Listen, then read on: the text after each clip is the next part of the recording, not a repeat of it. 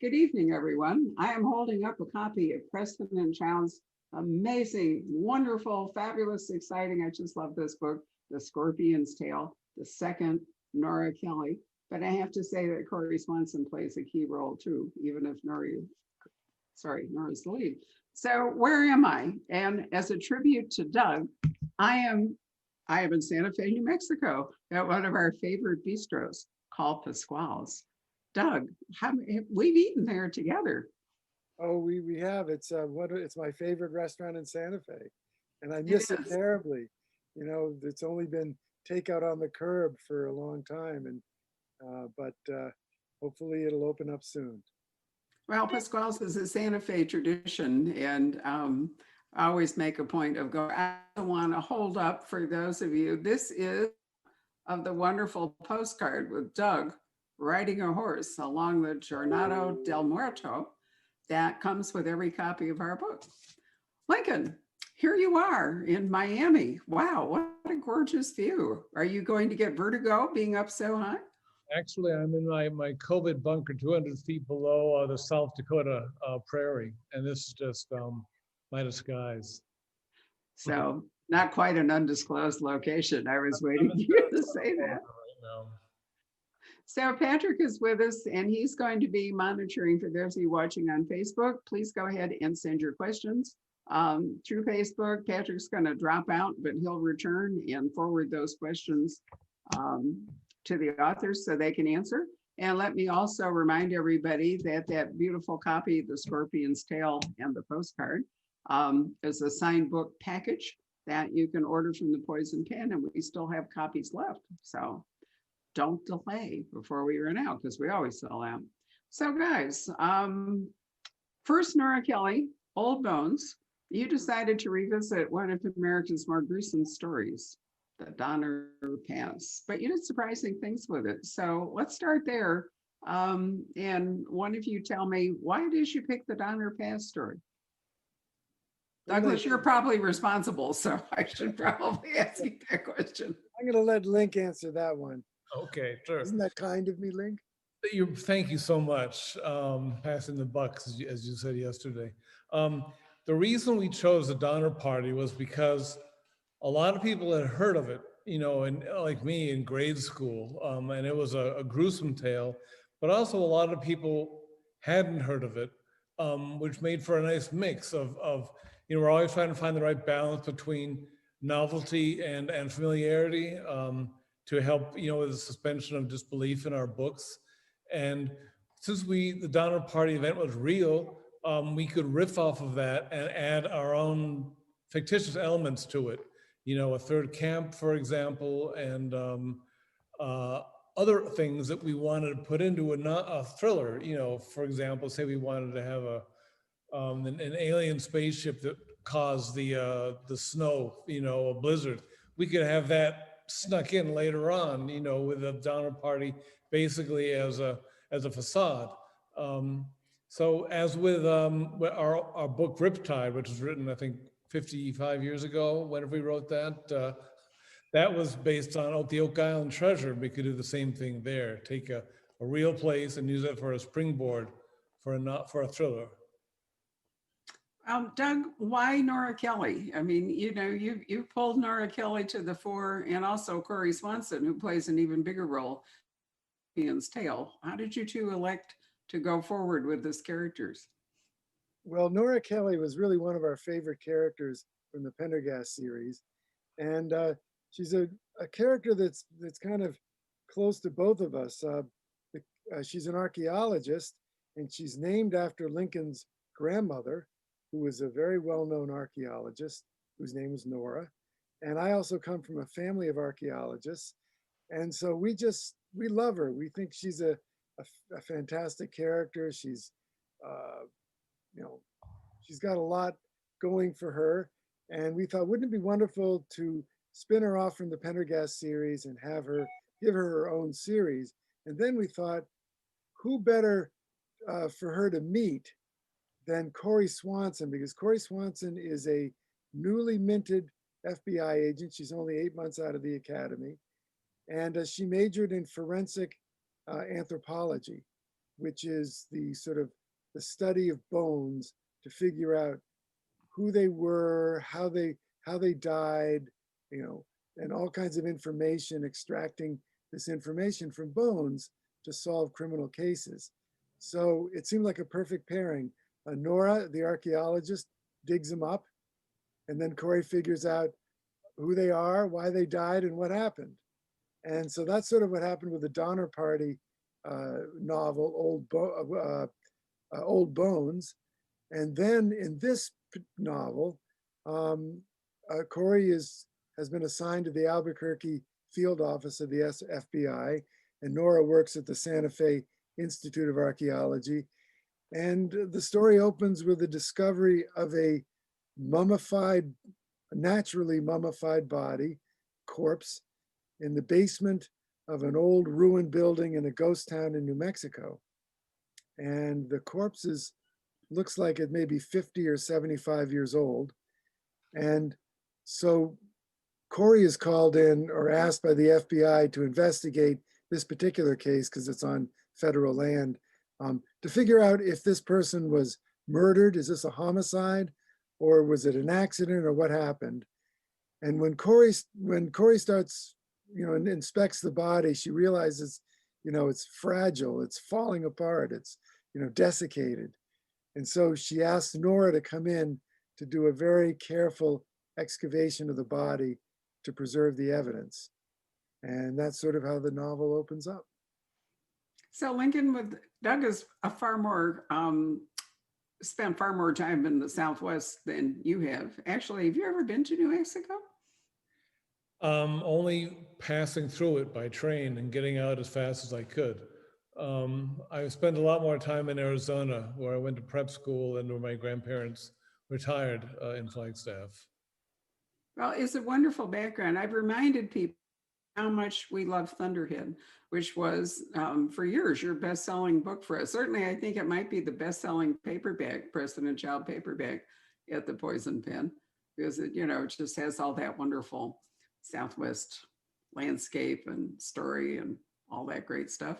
And Really, I'm happy to say that many of your fans apparently had never read it. So while I've been reminding them of it, we've been selling quite a few copies of Thunderhead to go with it.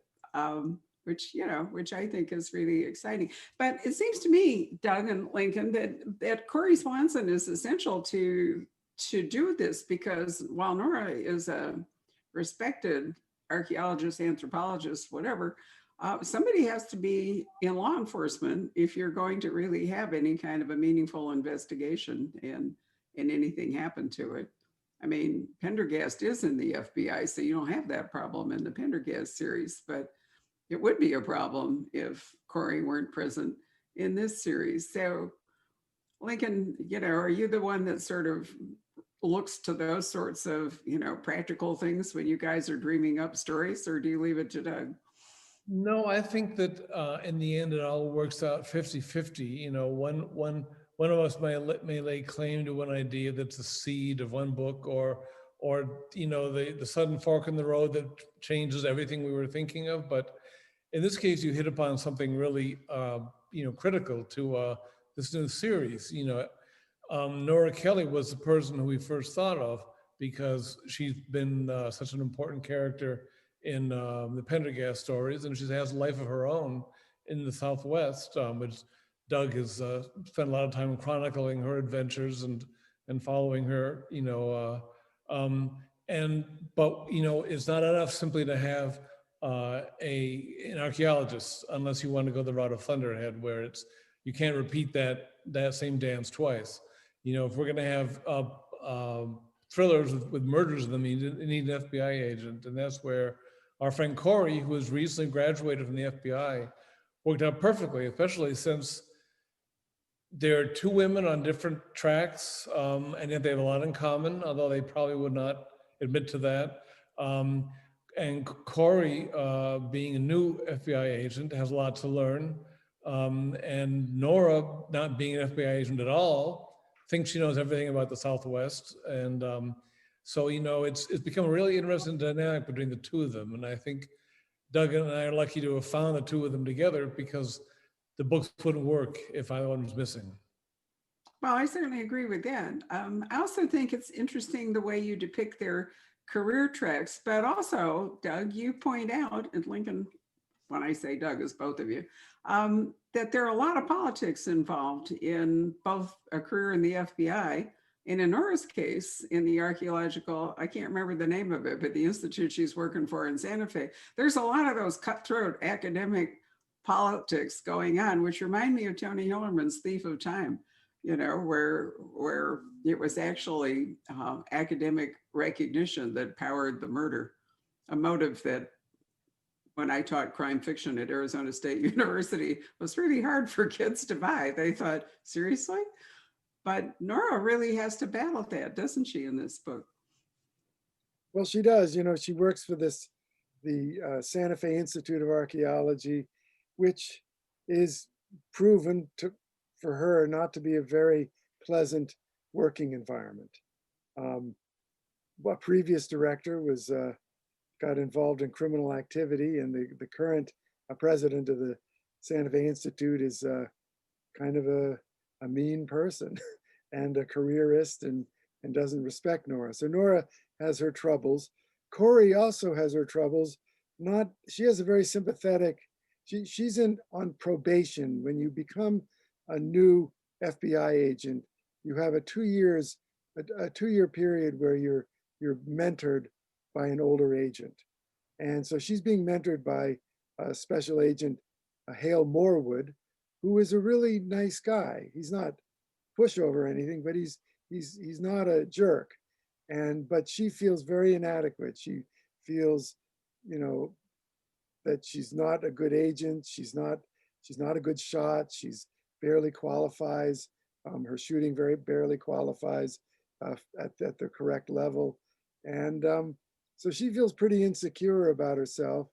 And sometimes it comes off as being a little nasty to Nora or defensive. And so these two, Nora and Corey, you know, have kind of an interesting relationship. They respect each other, but they also get on each other's nerves. And at times they can really be at each other's throats. So it's a complex relationship. I mentioned the politics because the two of you really like to travel in your books. And unless, you know, it's going to be forever Albuquerque and Santa Fe, if there's not some mechanism to shake that up, you know, you're going to write a lot of books set in New Mexico. You keep this series up. But I just didn't see you guys doing that because you love to roam around. Lincoln, would that be a fair assessment? It would, you know, I guess as we get older, though, we're able to add some of our own life experiences into the mix. And in the Pendergast series, the last 2 books were set in Florida after I moved here. And the new one that's coming out later in 2021 is set in Savannah. So even though as a place we don't know as well, we've both been there, and it's fun to have an excuse to go back and do research. And so we tried, I mean, for the time being, the Corey and Nora series is well set in New Mexico and the surrounding area, because there's just so much that Doug has learned from living there, and particularly from the trip he took on horseback that he chronicled in Talking to the Ground and Cities of Gold. That, you know, there's so many legends there that whether they're true or not, we can build on them as we did in this story. So I think you'll see the next few books of Corey and Nora set in that location, but where they go from there is anybody's guess. Certainly they haven't told us where they're going. Well, I'd certainly be thrilled if you stay in the Southwest. I've been actually billing this book as Clive Cussler meets Tony Hillerman, because, you know, you've got, we'll get to it in a minute, you've got some real Clive Cussler aspects to this story, but you've also got some serious Hillerman. And I just got a lovely note from Jamie, I think his name is Morris, I'm going blank here, sorry, Jamie, who came to interview me for a biography he's writing of Tony Hillerman. And he wrote to me today saying it will be published next October. And he's going to launch it in Santa Fe, but then he's going to come to Scottsdale to talk about Tony. So Tony's really been on my mind, and Anne, of course, is a friend, and I love her books. So I was really happy to be spending time kind of in their universe, at least the way you interpret it. Um, did you think about Tony at all, Doug, when you were writing this? I think about him all the time. He's one of my favorite authors. I know his daughter Anne.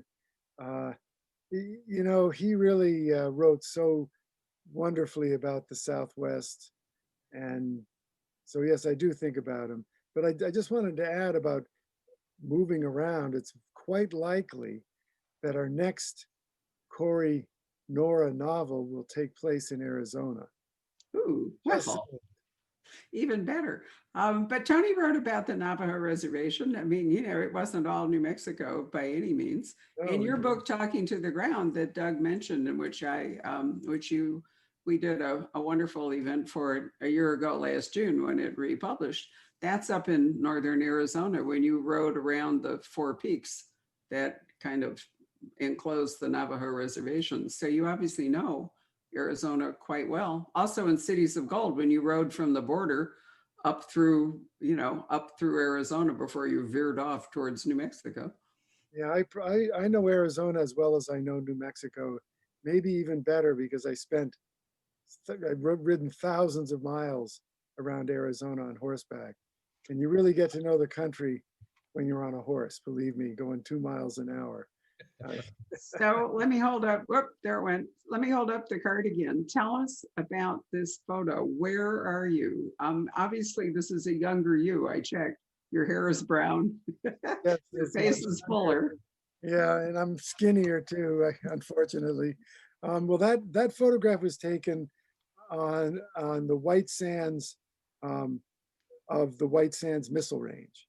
The White Sands Missile Range is the largest Army, proving ground in the country. It's something like 3,000 square miles, and it's where the missiles and drones and very advanced weaponry is tested. And I rode. Well, what happened was I covered the 50th anniversary of the Trinity test, which was the test of the first atomic bomb developed in the Manhattan Project. It was detonated on July 16th, 1945, um, shortly before the two bombs were dropped in Japan. The first one was tested in White Sands. So I was doing a story for New Mexico Magazine on the 50th anniversary of the Trinity test in 1995. And the Army was very welcoming to me. They put me up in an old farmhouse on the missile range. They took me all over the place. I got a chance to see the actual testing site where the bomb was set off. It's no longer radioactive. And it was an incredible experience. And ever since then, I thought, man, this would make a tremendous setting for a novel, a really fabulous setting. And so part of that was I rode horses all over the area. I rode across the Jornada del Muerto Desert, the journey of the dead desert, 120 miles of really tough country. And all that experience has gone into the Scorpion's Tale. It's a very vivid portrait of that really remote and a desolate landscape. So Lincoln, when I mentioned the Clive Cussler aspect, you know, which of you thought about the wonderful treasure? Because there is a treasure that is part of this story. If we don't want to say much about it, we could at least note that there is one. I mentioned earlier about the fact that there's so many legends in the Southwest, as you know, Barbara. Some are true, some are not true. Some have a germ of truth to them. That particular legend, I didn't know anything about, and it was Doug who suggested it from his trove of campfire stories. And it turned out that not only is it true, but it actually has, you know, supposedly, Doug can speak more to this than I can. It wasn't just an issue of, you know, something that was hidden hundreds of years ago by the Spaniards or whoever in Victoria Peak, but there are actually some 20th century developments, right, Doug? That's right. Yeah, it's the Victoria Peak treasure in 1933. A fellow named Doc Noss claims to have discovered the entrance to this mine, an empty mine which was filled with gold that had been hidden there by nobody's really sure who. But the area was never adequately explored because it was shortly thereafter shut down by the Army and incorporated in the White Sands Missile Range. And there was a human entry of that area was forbidden, except for military purposes. So there are all kinds of rumors out there about how the Army has stole the gold, or Lyndon Johnson stole the gold when he was vice president, and just on and on and on. All these crazy stories about the treasure, and that just seemed like another wonderful aspect to this story. I won't go into how it relates because that would be introduce spoilers, but it does relate. Well, Clive would truly have loved this. And if I recall, the treasure, the purported treasure, whether it exists or not, was an artifact of the Pueblo revolt against the Spaniards in what, 17th century, was it, New Mexico? Yeah, it was in 1680. The Pueblo Indians revolted against harsh Spanish rule and drove the Spaniards completely out of New Mexico, and destroyed all the mission churches. But the Spanish had advance warning of this. This is all true, by the way. And the legend is that they quickly took all the treasure and from the mission churches, all the gold and silver and the bullion and everything else, and hid it. They couldn't take it out of New Mexico, but they hid it somewhere. And then the location was lost. And when the Spanish returned 12 years later, nobody knew where the treasure was, and it's remained hidden to this day. And that's not an implausible story. It's not implausible at all. The size of the treasure might be much in dispute, but it isn't at all implausible that the Spanish hid treasure during their flight out of New Mexico. Well, Doug, speak about the legendary item that is the most intriguing element of that treasure. Well, that's the thing.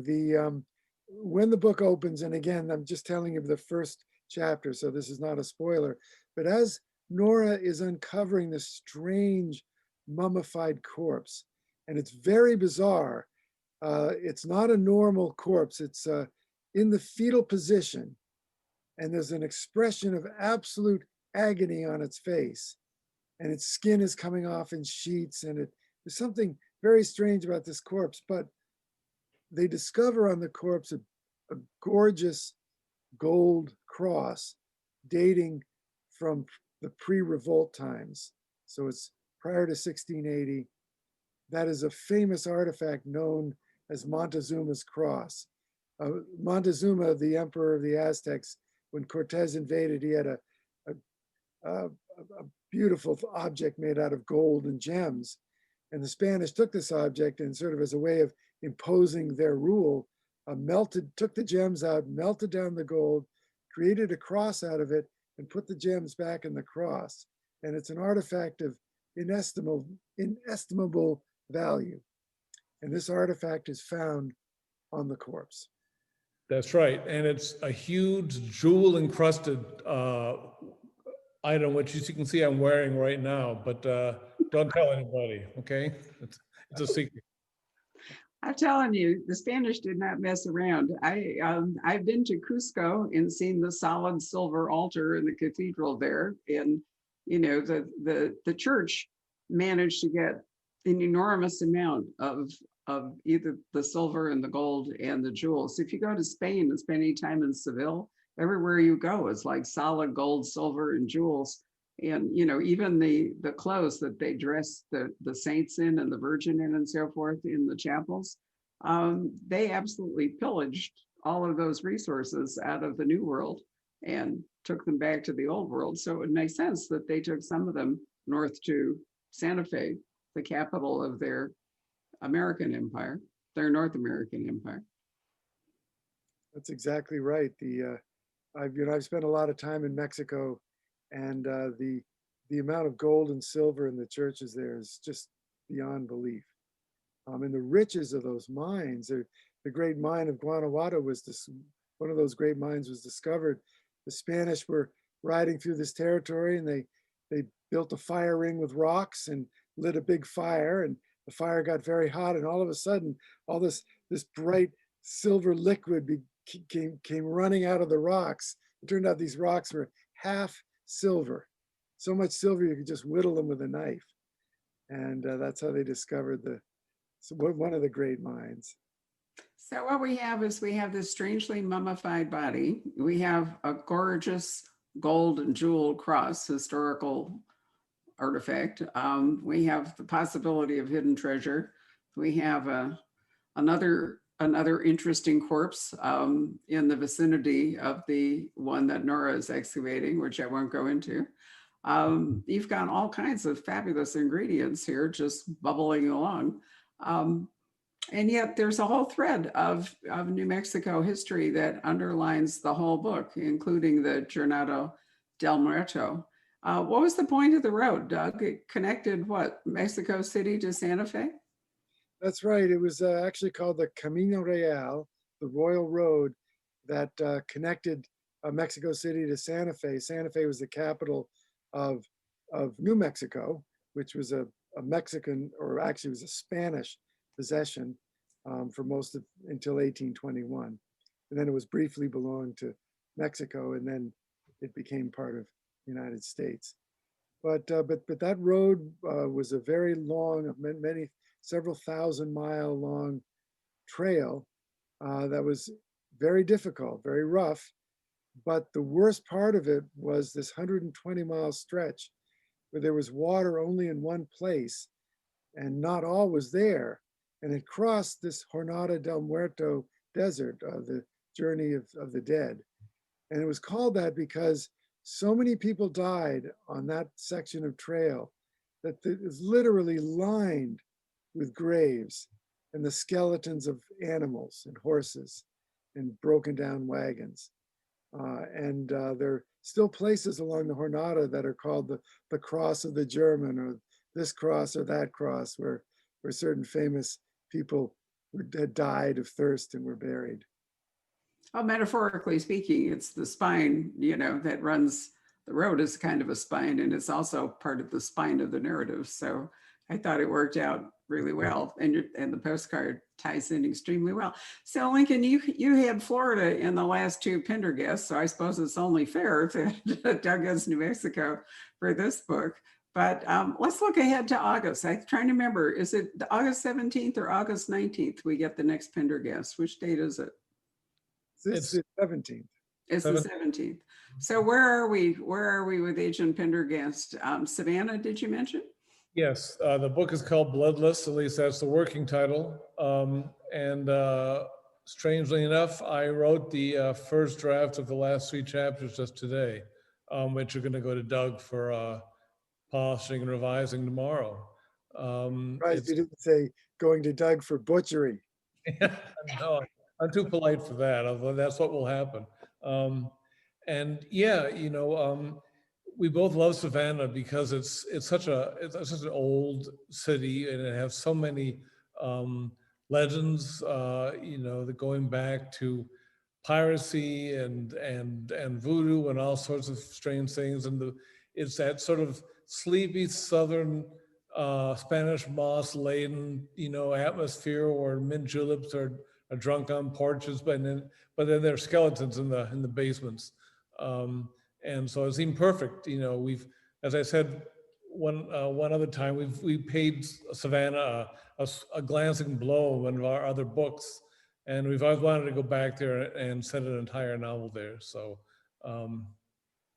we're looking forward to that one too. And it's really nice to have the two being able to chronicle the Pendergast stories along with our friends Nora and Corey, because they're different kinds of books. Nora and Corey move very fast in a very linear way, and Pendergast has a lot of dark and complicated backstory to him. So, we get to two sides of the same coin, really, and it's a lot of fun writing both of them.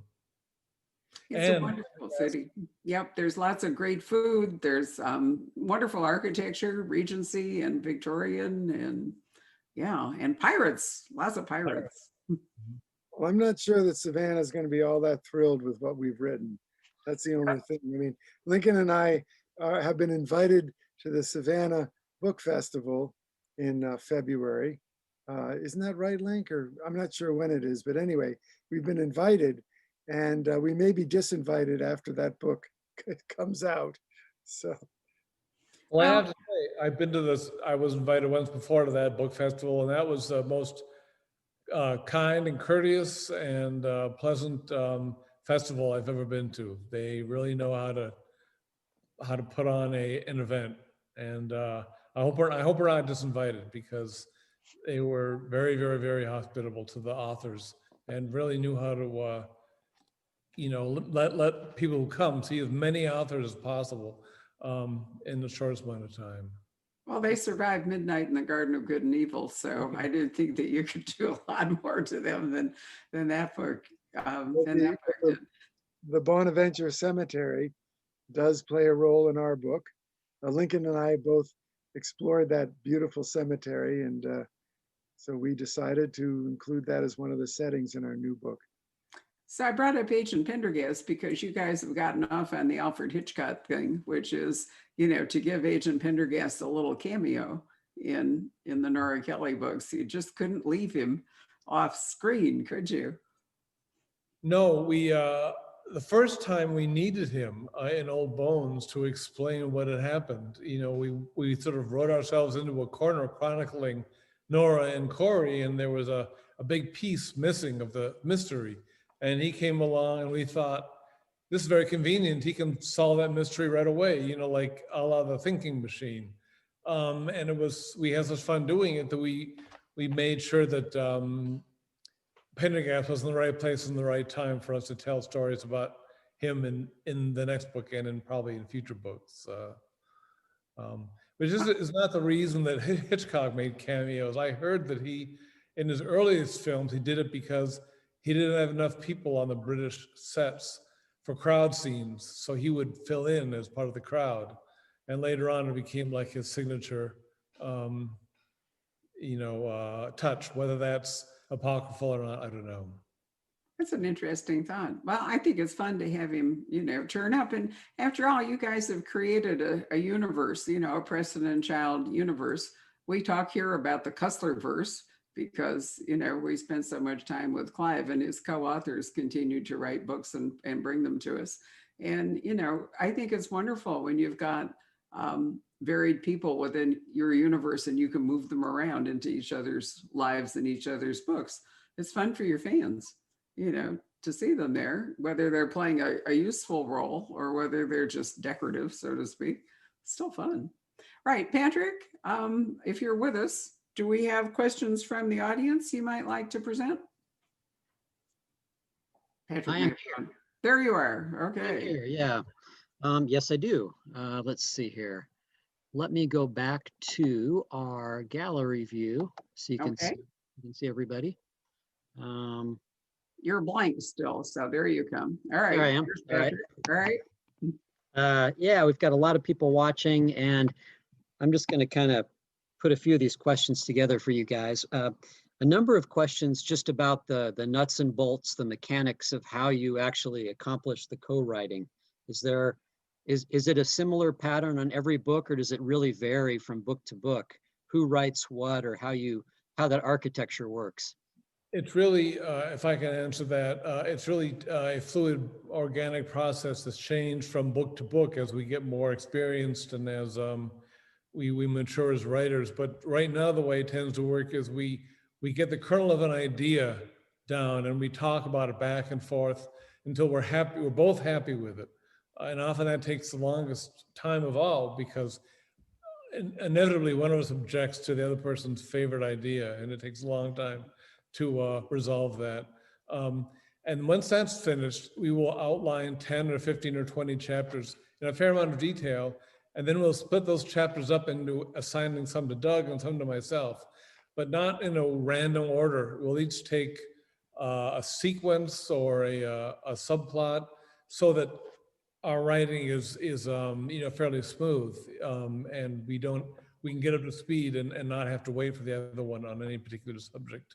And at the end, we bounce it back and forth, and we each, run a Zamboni over the other's writing, and until our editor yanks it away from us eventually.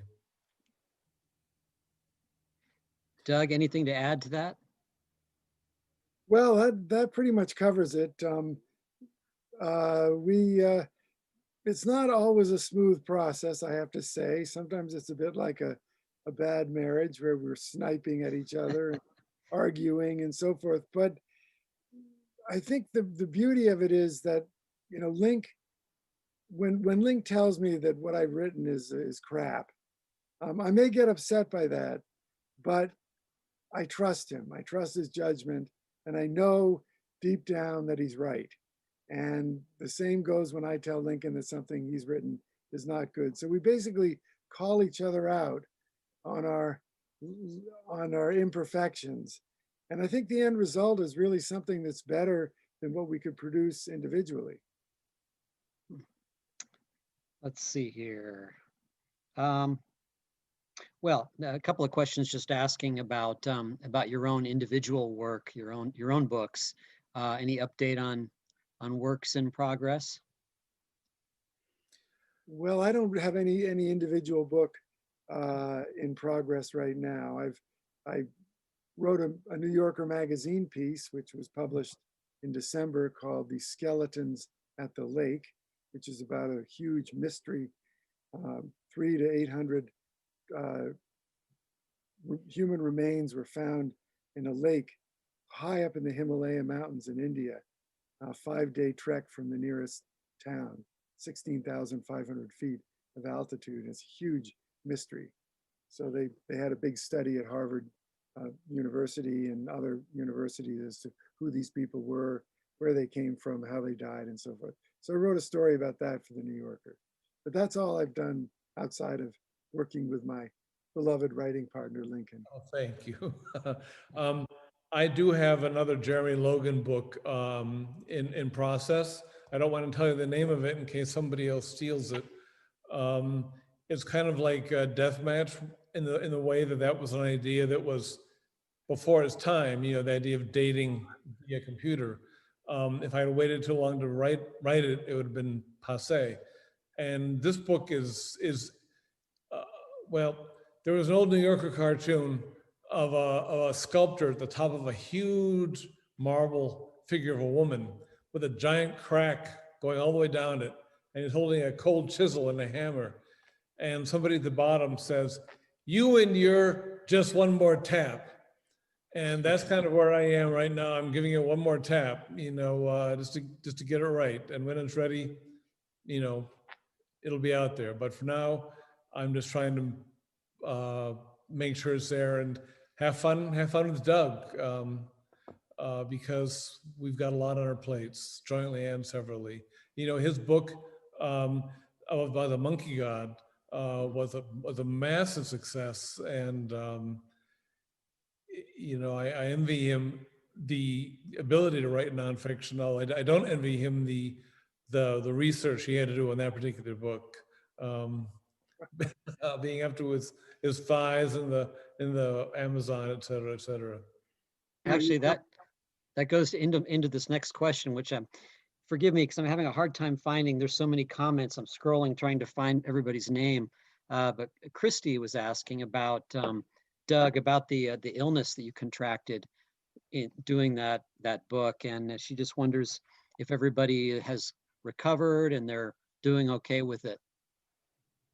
Well, it's one of those diseases that doesn't, you can't really get rid of completely. It goes into remission. Unfortunately, there are one individual in particular who seems to be, it's really laid him low, and he doesn't seem to be able to shake it.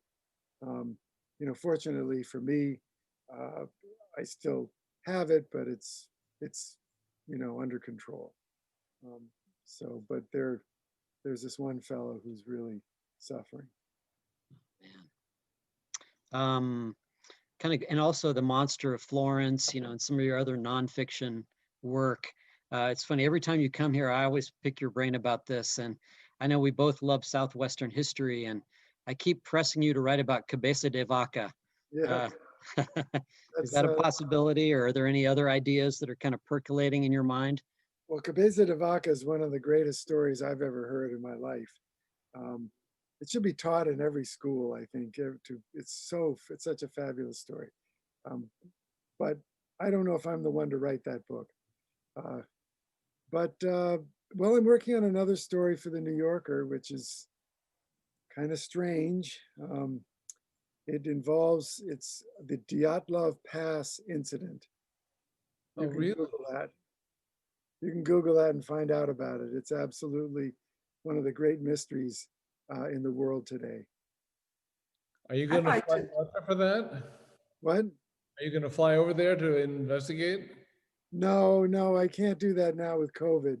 Of Um, course. I can't. But I would normally have done that for a New Yorker piece. You generally want to investigate things. Like with the piece on Rupkund Lake and those skeletons, I was slated to go to India and trek to the lake, but COVID hit, and I had to kind of rework the idea so that it didn't involve a trip to the lake. there was an article today that I wanted to point out to you, Doug, and I mean, it'd be great nonfiction, but possibly could even be worked into a Pendergast or something. But did you read about the fact that Colombia has been overrun with hippopotami in the same way that the Burmese python has, gone wild in Florida? Apparently, 4 of them were brought to Colombia by Pablo Escobar. And suddenly there are like 400 of them, and they're just breeding madly, and they have no natural predators, and they are wreaking total havoc in Colombia. And I thought, honestly, if that doesn't sound like a Doug Preston story, but it's conceivable that it would be, could be something that a Pendergast novel could embrace in some fashion. I I mean, love it. that was the first question: is how can there possibly be a hippopotamus in Colombia? It's the wrong hemisphere.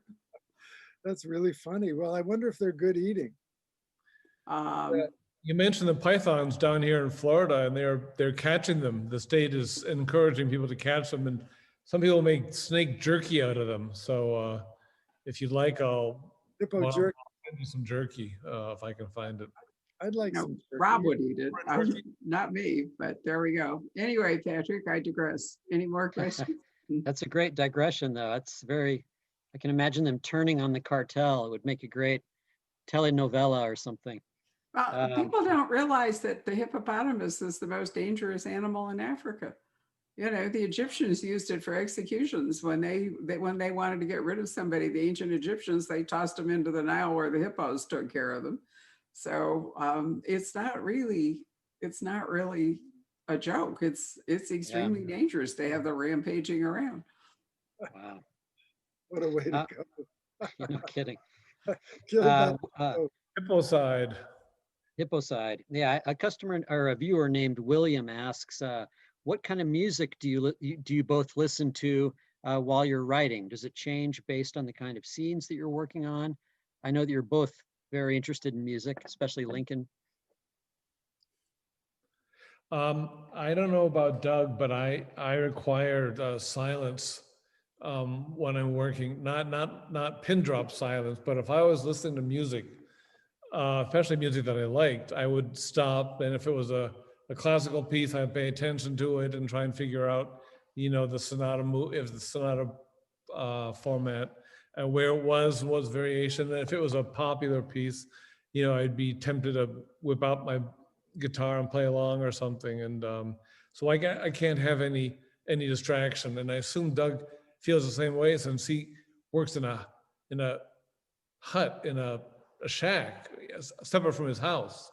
Yes, in fact, I'm in that shack now, and I'm gonna show it to everybody. Hold on here.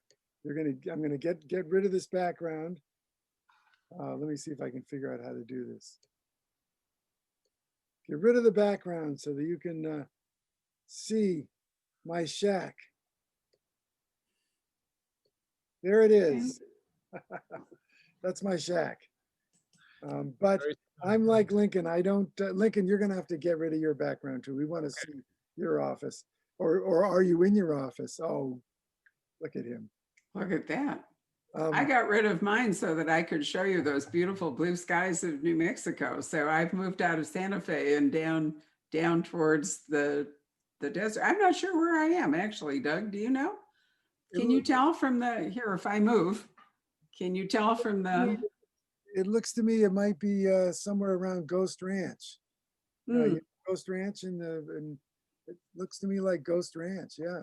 maybe the object was to show those beautiful New Mexican skies, but there is a sort of a hoodoo sticking up over there. But getting back to music, I'm like Lincoln. I can't listen to music while I'm working. But what I do is music is very important to me. I have a piano, a beautiful Schimmel grand piano, and when I get stuck or feel depressed or unable to work, I go to my piano and I play Schubert or Chopin or Ravel. And I'm not a good pianist. Nobody listens to me except my wife, but it just really clears my head. And I'm a big fan of classical music. I also like many other kinds of music, but classical is my favorite. Do I look like a zombie right now? You are, look at that, Jesus. I tried to take away the green screen so you can see where I am, but It's Wow, that's really crazy. Look at it's you. kind of Yeah, I morphed love them it. both together. Yep, Yeah, it's like sorry about abstract art.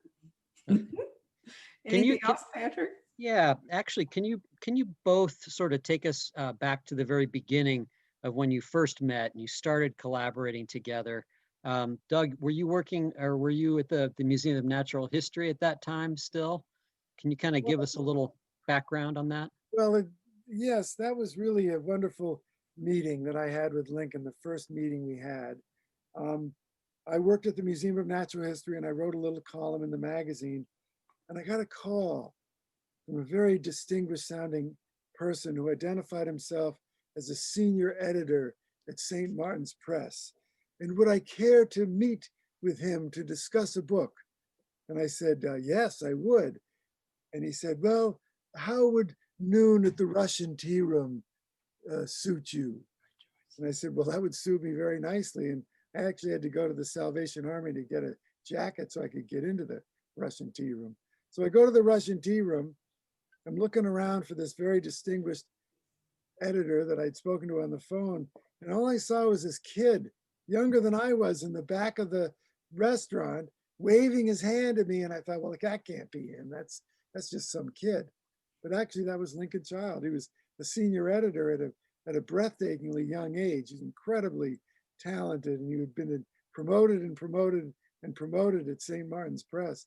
If he'd stayed there, he'd be president of the company now. But so he suggested that I write a book about the museum, which became Dinosaurs in the Attic, and he edited it. It was a nonfiction book, still available for purchase for any of you out there. But after that book was published, Link said, that museum that you work in is the scariest damn building in the world. I mean, it is full of dark passageways and storerooms full of bones. And we have got to write a thriller set in that museum. And I said, Lincoln, I don't know how to write a thriller. He said, no, that's all right. I know how to write a thriller, and you know the museum. Let's collaborate. And that became Relic. And that was our first book. It was only going to be a one-off. It was just going to be something fun. And it was fun. But it also was a bestseller. And then our publisher came back to us and made us an offer that we couldn't refuse. And we've been wearing the golden handcuffs ever since. Actually, we love writing the books. We just love it. And Relic, of course, was the book that introduced Special Agent Pendergast. And my God, what a character he turned out to be. If I could elaborate on that just a little bit, what Doug is very nice in saying how I brought him in and suggested the idea, but he was really hell bent on having a nonfiction career as the next John McPhee, and I really had to woo him after that first book, which was fun for both of us. But I had to suggest a sequel to Relic, and eventually his wife told him, I hope Doug isn't talking out of turn. She said, what are you doing with your nonfiction? That book you wrote, Relic, is the best you ever done. Isn't Yeah, that, isn't that true? it is true. It was the biggest shock of my life.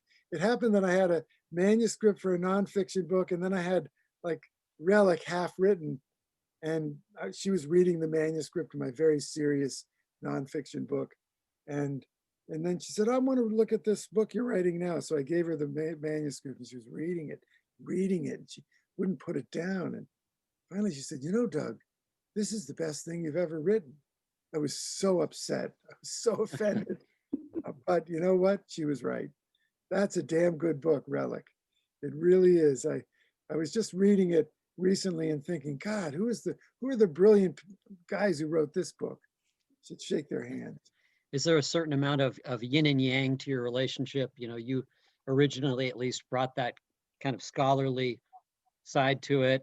And then Lincoln brought probably the narrative and the fun and the storytelling momentum. Is that vaguely accurate to say? You know, it probably isn't accurate actually, because it turns out that Lincoln and I had so many of the same interests. I mean, we loved, you know, the Sherlock Holmes stories. We read the same books when we were kids. We read, you know, we really had the same interests, and so I think that that's one of the reasons why our writing partnership works so well, is that both of us can do anything in those books. You know, Lincoln is great with the characters, but he really writes a twisted scene of a serial killer, and I'm really good with you know the action scenes and so forth. But I can also, you know, sketch out a nice, really vivid character, I think. So anyway, it really is hard to separate out what Link does and what I do. It's all kind of mixed up. One thing Doug taught me in Relic was you can write a thriller and still have fun. And, you know, it can be this, the fun can be sublimated and the humor can be ironic, but there's a scene towards the end in Relic where there's a horrible stampede and people are being squashed. And meanwhile, one of the main characters is under the table eating the buffet that was left behind, you know, and Doug wrote that, you know, with with a straight face. And, you know, I find it hilarious. So, you know, some writers of thrillers take themselves too seriously. I think the fact that there are two of us who are always dissing each other or, you know, writing over each other's work, you know, keeps it light in a way and not too grim. And you know, we also, if I may say this, maybe this is not appropriate, but we also hide phrases in the books to each other, like of a humorous nature that only the other one might get. For example, in Relic, an anthropologist, a very serious anthropologist, the male anthropologist, is described as having done seminal work in Borneo. Lincoln read that and said, "Doug, is this what you intended to write?" And I said, "Oh, Lincoln, I'm glad you got that. That was intended for you." It's in the book. It's in the book. You can still there. And then there are other phrases like that. Do you recall who of you actually came up with the name Pendergast? Doug must have done it because he wrote I gave him like an outline for the first 4 or 5 chapters. And he, on his own volition, wrote these 2 cops, New York cops, investigating the museum murder. And they were both Italian and both Irish. And I wrote back to him saying, Doug, I think you should make one of these different. And he got very offended at that. And so he went out to make the most eccentric, obscure FBI agent that he could. And so he must have given him a name. And somehow he left the R out of Prendergast, and people have been spelling it wrong ever since. Yeah, you hear Teddy Pendergast a lot, and Pendergrass, and all Yeah. different variations on that. I have a number of people that are just commenting about their favorite books, and there's a lot of love for Still Life with Crows in the comments. Anything you can say about that book? Was that anything special? That was one of our early books. I think it's one of our best books. but that's the book that introduced Corey Swanson to the world. That's where she came. That's, Pendergast arrives in this town in Kansas to investigate a bizarre murder. And he hires this kind of teenage rebel who drives a crappy car as sort of his guide to the town, his chauffeur. And she is Corey Swanson. And that's when he sort of takes her under his wing and mentors her and gets her into a good private school, and then pays for her education at the John Jay College of Criminal Justice, and really is the person who sort of ushers her into the FBI and gets her into the academy. In that book, we tried very hard to put Pendergast out of his element and put him in the place where he'd be least comfortable, a tiny, tiny town. And I spent many years growing up in Minnesota, and that town isn't based on where I grew up, but we set it in Kansas. But we wanted to have him in a place that didn't have, a Petrosian on every corner or a really high-end bakery, and just try and get by, and also interact with the natives, which is where Corey came in. And I had read this this story by Stephen King, Children of the Corn, which scared the hell out of me. And so we made sure to have corn as this huge, motif throughout the book, the shifting sheaves of corn, and so tall you could run in there and get lost, and you never knew where the murderer was.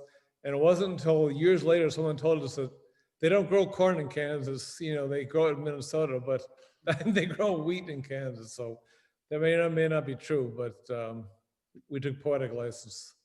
Remember that character Malachi from Children of the Corn? Oh my Pretty, God. pretty Yeah. terrifying.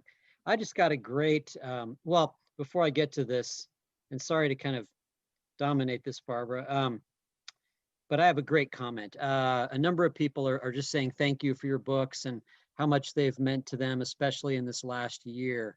But this gentleman, Bradley, says, I was never much of a reader until I read Relic. You both changed my life and made 2020 one hell of a ride. I've read all the Pendergast series and just got my autographed Scorpion's Tail. What a great, what a great comment. Thank you. We salute you, and Yeah. we commend you for your excellent literary taste. That makes, I makes think it's our true, day. guys. I think it's been true in the pandemic. Patrick and I have seen it, that people are either reading classics they might never have made time for or thought were too long, like War and Peace or something. But the other thing that's happening is that people are really ordering an entire work by one author and reading their way through it. It's wonderful. And I come back to that universe thing I mentioned earlier. You guys have created a very special universe populated with interesting people and adventures and, kinds of things. And that's not a bad place to be spending time in the middle of all the way through 2020, because truly you couldn't have made up anything more bizarre than, events from March till right now. I did an event with a political thriller the other night, a political thriller last Thursday night. And I said to him, Chris, you could not have written a thriller more bizarre than what has just happened here. And so, in some ways, fiction is more believable than real life at the moment. And comments like that is what we live for. People who pick up reading because they happen to come upon our books. It could have been anybody's book, but it was ours. People who've been motivated to write on their own because of our books. People who picked up a book of ours in like a hotel room that somebody else left, or a train station, and they go all the way back and then go all the way forward. And it's writing is a lonely life. It's less lonely for Doug and I because we have each other to hector and complain and commiserate, but it is a lonely life, and we only get to communicate with our readers at book signings, and no, we can't even do that anymore. And so it's great. It really is. It's very affirming and humbling for us to hear comments like that. Yeah. If it Now, wasn't for the readers, they wouldn't be here. the people are going to kill me if I don't ask. A lot of questions about, what's going on with the TV show or Hollywood. Your books are so cinematic. They're so visual. when are we going to see the next Netflix series? Oh, boy. You know, It's a can of the worms. here's the problem. Um, Paramount Pictures bought the rights to Relic, which included the rights to the Pendergast character. They own the rights to the Pendergast character for film, even though he didn't appear in their movie, they still own those rights. And they've done nothing with it. They won't, there are others who would love to make a series, but Paramount will not sell the rights or transfer them, and they won't make a series. They are just sitting on them. And they've been doing that for 30 years. And I don't know what to say. It's just really unfortunate. A couple of years back, they came this close to making Cabinet of Curiosities a one-season series. And, you know, the Bible was written, the pilot was written, and this would have been the whole first series. And we thought, this is great. We have so many other books already written that they can riff off of for the future seasons. And I think the last money man in the chain said no, you know, and that was that. Can't you send some kind of thug, you know, some kind of thug over there to put the point across somehow? I think We you can better prob- do that. We can probably Barbara knows somebody like that. She could I send probably somebody. do. We're gonna send Vinny D'Augusto over there, you know, show up. But I mean, you know, Paramount, it's kind of crazy that they're sitting on a gold mine. They already own the character rights to Pendergast and D'Augusta and all the other characters in Relic. And they won't do anything with it. And who knows why? Who knows? I mean, Well, actually, everyone listening to this show were to write them a letter or send them an email, maybe some, you know, some executive, some mogul at Paramount would wake up and say, oh, maybe we should do something.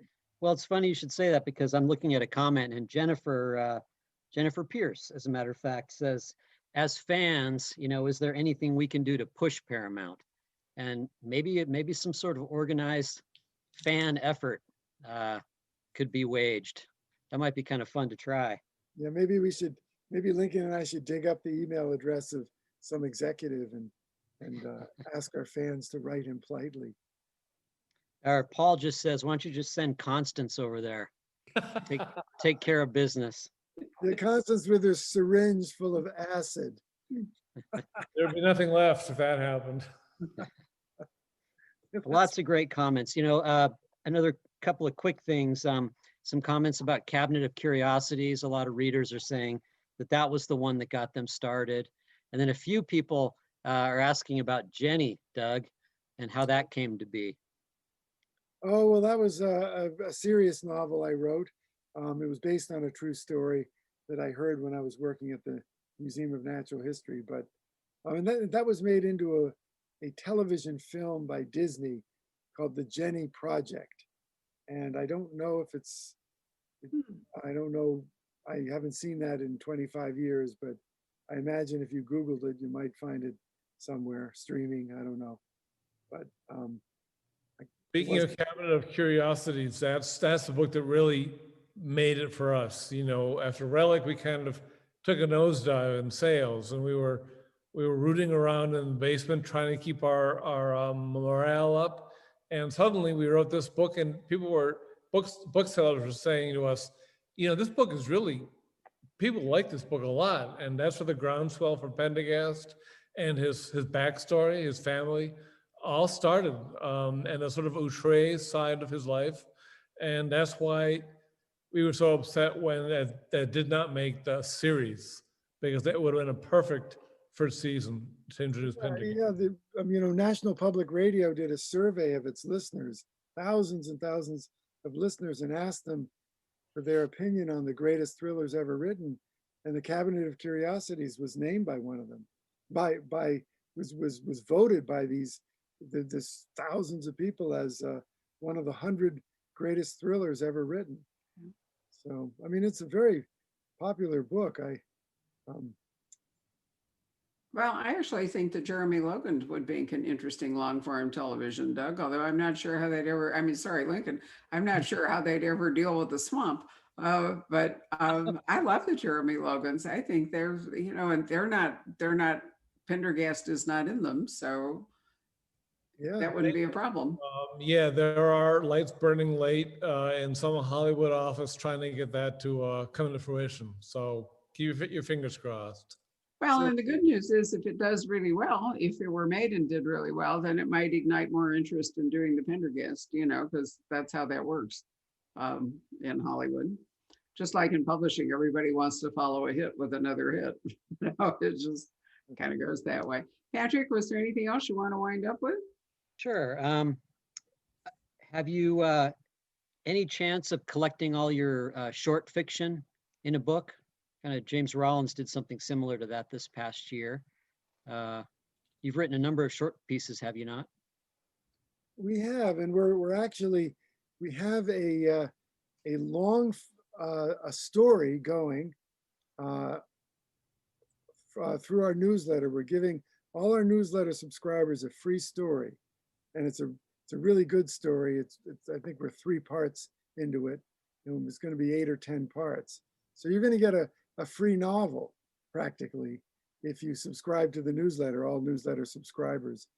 So if any of you are listening or not subscribers, go to our Facebook page and click on the button or our website and do the same. But yes, yeah, we write a lot of short fiction, but we don't have any plan to collect it.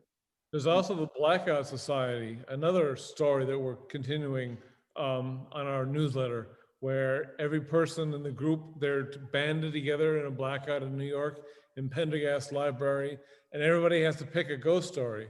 And we then insert that ghost story into the newsletter. So we don't have enough content yet, but someday that would be a good idea. That's a great idea. Jim's Unrestricted Access, I thought, was a very good collection. It includes a novella, an original novella. So you can, even though the rest was previously published, the original novella gives it a little extra tail. Yeah. But I thought it was a wonderful collection and a chance to explore aspects that, wouldn't sustain a whole book, but are fun for fans to read. So it was great. Anything else, Pete? Yeah, people want Diogenes back. Any chance of that happening?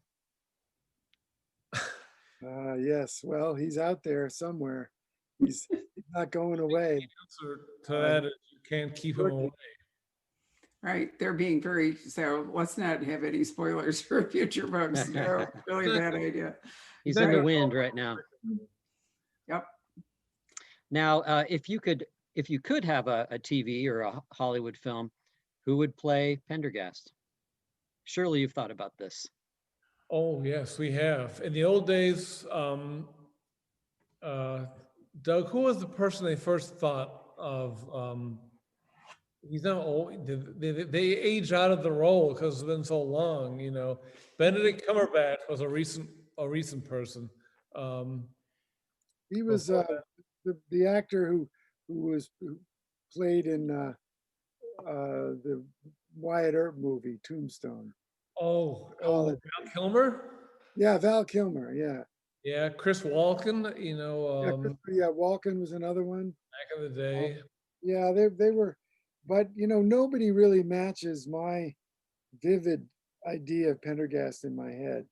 That's the problem. I think that if they were to do it, they should go out and find a completely new and brilliant actor to play him. That's always the best, isn't it? When they Or do it else that way. make it some digital character like Jar Jar Binks, it doesn't really exist, and make it look just like you want him to.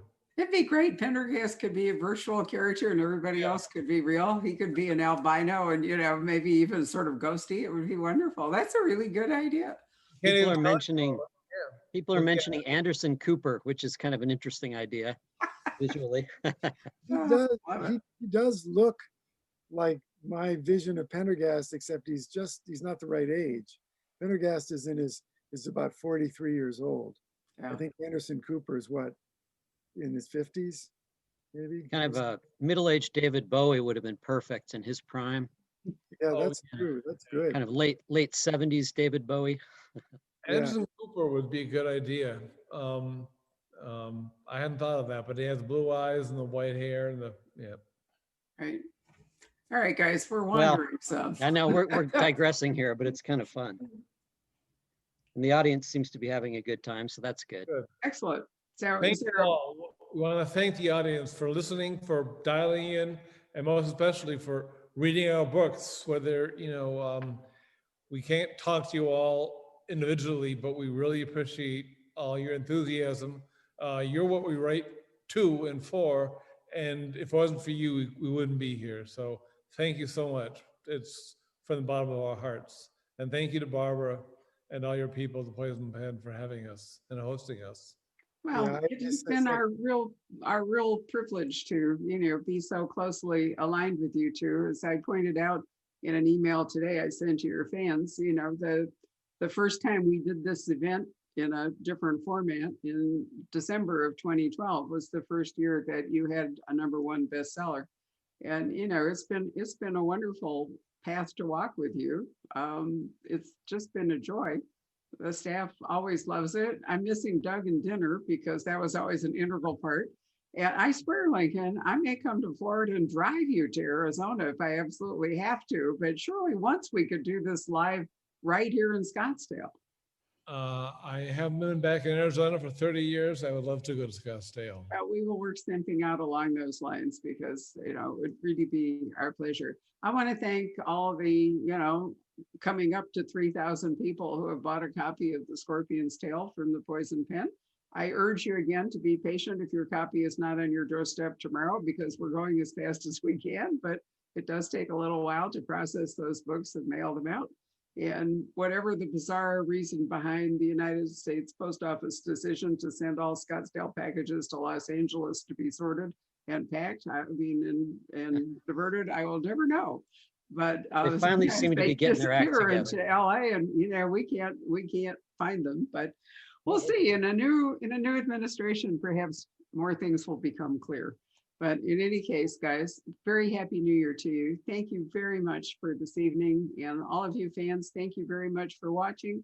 There will be a podcast of this posting tomorrow. Don't forget to go and listen to the 2012 podcast. And Patrick will also put this on YouTube so you can spread the word far and wide.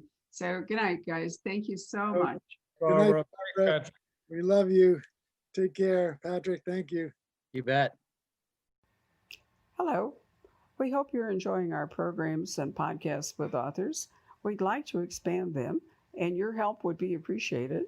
Please make a donation at poisonedpenfoundation.org. 100% of the proceeds will go to help connect authors with readers in this difficult time. Thank you.